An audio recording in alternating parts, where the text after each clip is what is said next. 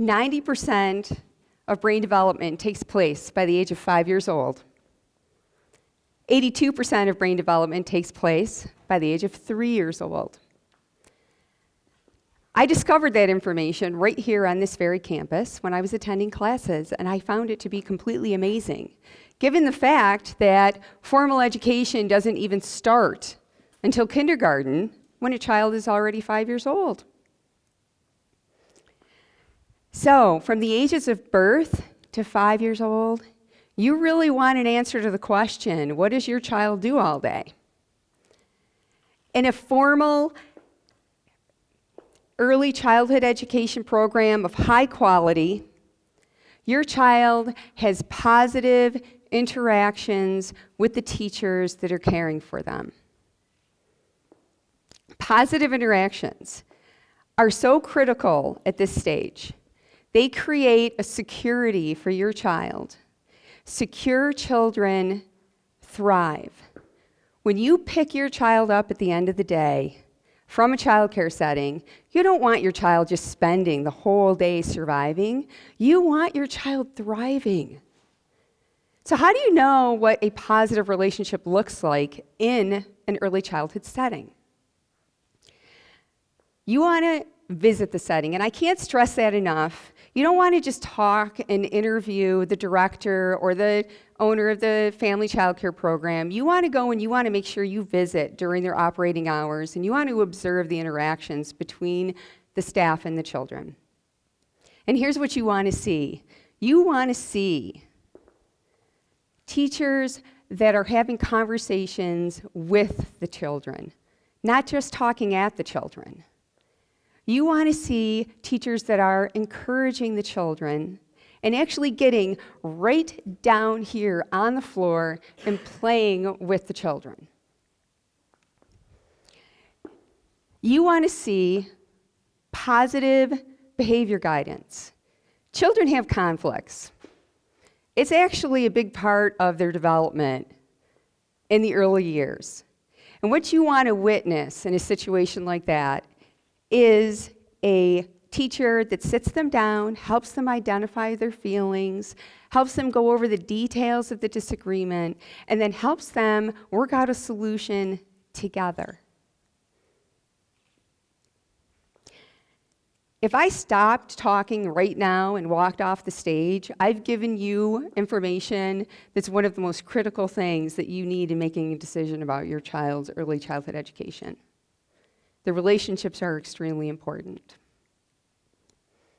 The next thing your child would be doing all day is working with a curriculum that's written in the program, has learning objectives. You see examples of the learning on the walls in the classroom. You see examples of their artwork, see examples of their writing. Make sure that the curriculum covers all areas of development. Their cognitive development, their language development, their physical development, their social and emotional development. You'll see materials that support the curriculum for the children to play with. And I'm using the word play again, because play is what children at this age do.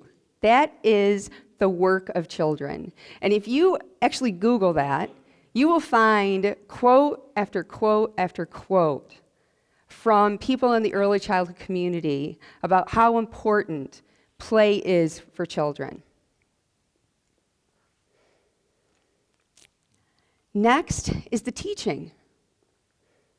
You want to make sure that the teachers are taking into consideration the age of the children, that they're teaching appropriately for the child's age, that they're taking into consideration the child's culture, taking into consideration the child's language, and that they're also considering all the different learning styles that a child can possess. Next, we want to say, okay, well, we've got the teaching and we've got the curriculum. How do we know it's even working? Well, your child is going to be watched all day long. And what I mean by that is we're assessing their progress. We're monitoring how they're proceeding. And we're documenting it using checklists observations, work samples, and none of that's any good unless the program's communicating it to you, communicating it informally. They can be communicating it through conversations at pickup time and drop-off time, text messages, emails, but they should also be communicating it formally in meetings and conferences. And after we gather all that information, they should be using it to help direct your child's continual education and progress. What about the teachers? What about the caregivers? What are their qualifications? Ask the program what their qualifications are. Do they have specialized training in early childhood education? Do they have specialized training in child development? They can have associate's degrees, bachelor's, master's. There are also credentials in the field called a CDA, which stands for Child Development Associate. And even more importantly, are the teachers receiving continuing education? Almost every field has recent developments, and the teachers are only keeping abreast if they're doing continuing education and taking that information and bringing it back into the program and applying it. The health of the program, the healthy plans. This is a thing that people say to me all the time. Now I have to make sure I have enough sick days because I'm putting my child in childcare, and I'm going to have to burn all my sick days because my child's going to get sick all the time at childcare.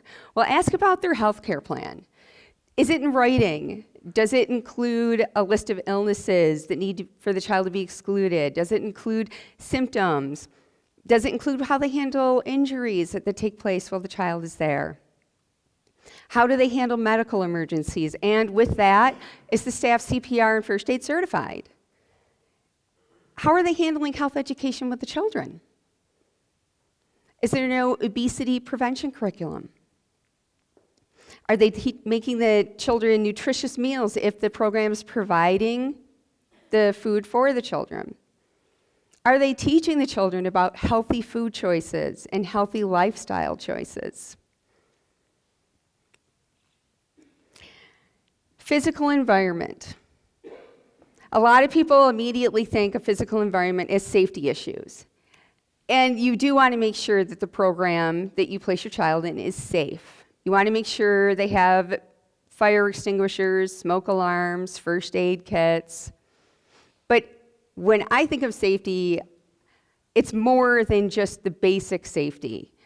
Is the program laid out in a way that allows the teachers and staff to supervise the children with both sight and sound? Are the materials there being properly maintained? Are they being kept clean? Are the materials there appropriate to the age of the children?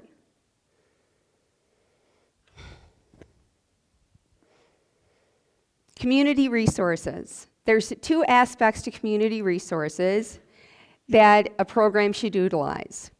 One is to support the learning needs of children if they have special concerns. The other reason for community resources is to bring them into the program to expand on the curriculum and the learning experiences that the children are having. Bring in someone from the zoo or take a field trip to the zoo. Bring in someone from the grocery store or take a field trip to the grocery store. We're all part of a community, so we want the children to realize they are part of a community. The leadership and management of the program. You should be looking for a program that is licensed or registered with the appropriate state agency. A program that strives to comply with the regulations and rules of that state agency. Look for a program that has written rules and policies that you can refer to. And I've already mentioned a healthcare plan, but also a behavior guidance plan, their mission, their philosophy, and a million or trillion other things that there may be for policies in every program. Families. This is actually the topic I enjoy talking about the most because families are a child's first teachers, and they should continue to be involved in their child's education from the minute they leave the house until the minute they're done learning.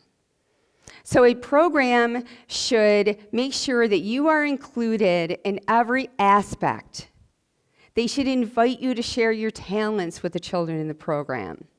They should encourage you to participate and volunteer in special events and in field trips and celebrations of the program.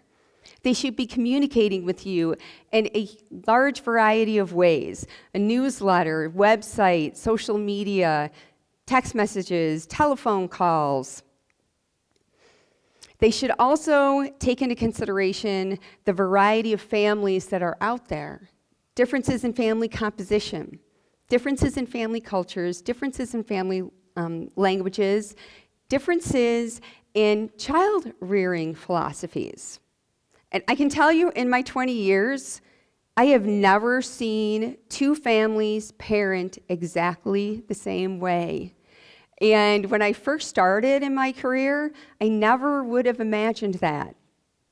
Everybody parents completely differently. We all seem to be striving for the same thing, however, in the parenting, which I find even more interesting. So where do you find all of these programs that have all of these qualities?